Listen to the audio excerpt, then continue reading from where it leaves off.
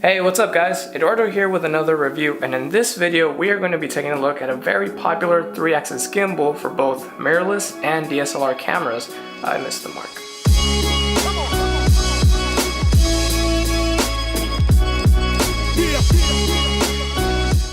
What style? Italian. How many buttons? 2. Trousers? Tapered. How about the lining? Tactical. This is the Zhiyun Crane version 2. A 3-axis gimbal for both DSLR and mirrorless cameras that can support camera and lens combos that weigh between 350 grams to 1800 grams. It comes packaged in this sturdy traveling case that perfectly organizes every accessory that comes included. There's the instruction guide that shows you how to properly balance the gimbal, 2 3600 mAh batteries that offer up to 12 hours of usage time, there's a battery charger with a micro USB cable, a lens support bracket, 2 1/4-inch thumb screws, and finally you have the gimbal itself, which breaks up into 2 parts. The bottom grip handle where the batteries go in, and that has a 1/4-inch opening at the bottom which can be used to mount extra accessories. And finally, the top part where the camera goes and where the controls are located. For the controls, there's one button for switching between 3 different modes. There's the pan following mode where the gimbal follows your movement from side to side, the lock mode where the gimbal stays locked in a single position, and the follow mode where the gimbal follows all of your side to side and up and down movements.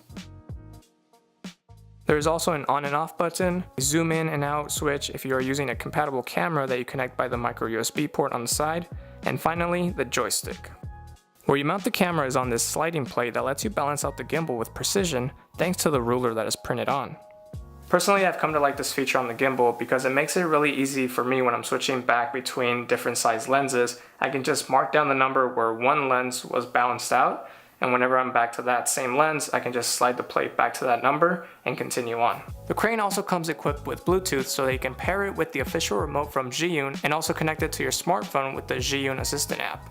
Within the app, you can see the battery level of the gimbal, you can use it to turn your phone into a remote control and operate the crane from a distance, and you can also change the sensitivity settings of the gimbal.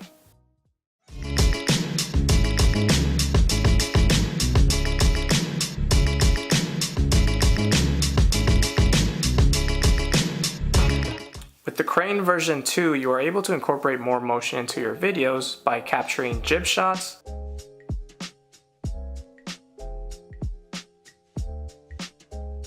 tracking shots,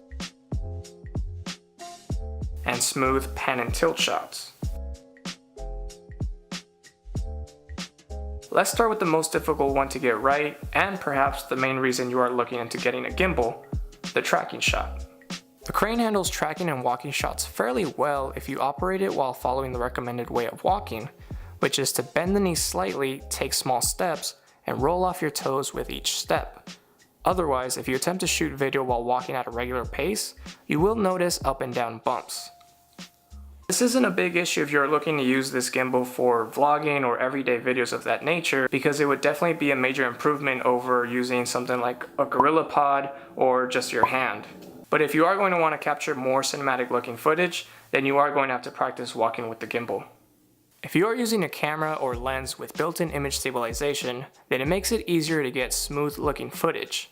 Take for example this shot here I first filmed with my 24mm pancake lens. If you pay close attention to the corners and edges of the screen, you will notice some shakes and bumps that are caused by my walking.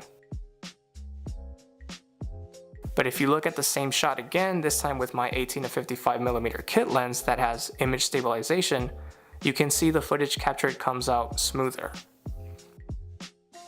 The reason why I'm showing you this is so that you are aware that using cameras and lenses with or without image stabilization will give you slightly different results. Many of the reviews that I saw on YouTube on this gimbal were either using the Sony a7S II or the Sony a6500, 2 cameras which come with built-in image stabilization in the body of the camera, which can be a bit misleading if you are planning to use this gimbal with a camera, body, and a lens that neither of the two have image stabilization built in. That just means that unfortunately you are going to have to work a little harder to get those smooth looking shots.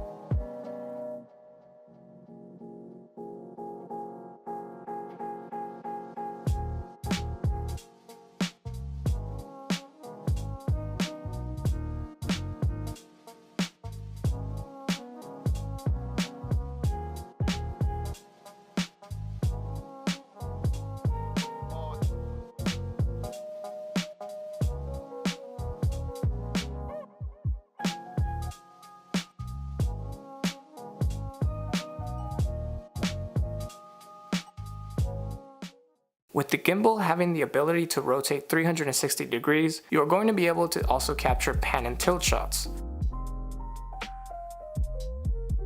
I was blown away by how smooth this gimbal could spin and capture great looking shots, both in handheld and on a tripod. If you want to record a panning shot, you can have the gimbal in the pan follow mode and either twist the handle so that the gimbal follows where you are pointing, or you can simply use the joystick and steer it from side to side. Having a tool that will give you steady shots like these is great if you are not completely confident about using a tripod to get similar shots, or if you have a tripod but it does not have a fluid head.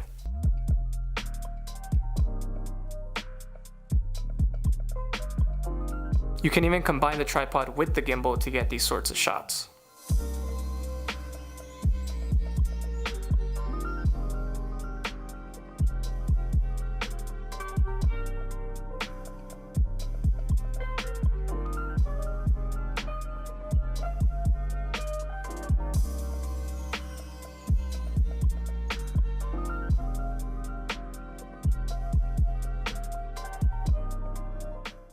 Remember how this gimbal has a 1/4 inch screw at the bottom? Well, it is perfect for attaching a boom pole, or in my case, a light stand. This makes it possible to lift the gimbal up above you and bring it down to get shots that otherwise you would need a jib for.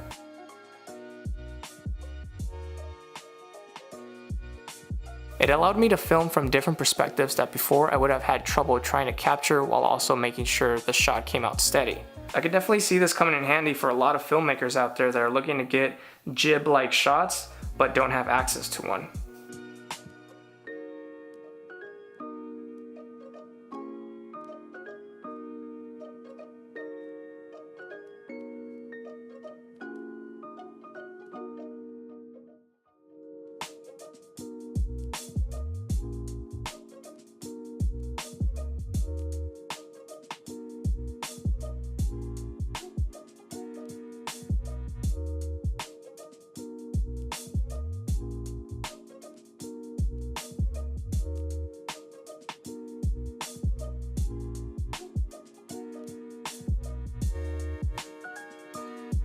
I did come across some issues while using this gimbal, and one of those issues was one that's been mentioned by many other reviewers on YouTube, and that is that this gimbal cannot particularly handle crazy angle shots that well. So if you have it in the follow mode where it follows the entire direction and you're trying to do like crazy articulating kind of shots with it, you will notice that the motors just tend to psych themselves out, and then it will just spin erratically in a different way, and you're just left wondering like, what the hell just happened? Some other minor complaints I had is that the thumb screws, you do have to make sure that they're on tight, because after a while of using and just moving the gimbal around everywhere, you do tend to notice that they do become loose after a little bit. So make sure that they are tight every time you're using it, or else you might end up having a big accident. Another minor complaint that I had was the 1/4 inch screw at the bottom that you can take out to turn into a 3/8. That one kept getting stuck on my light stand, which became annoying because I only use accessories that have a 1/4 inch screw. So every time that would happen, I would have to take it off my light stand and then put it back into the bottom of the crane. But like I said, it's a minor issue, it's not a big deal breaker.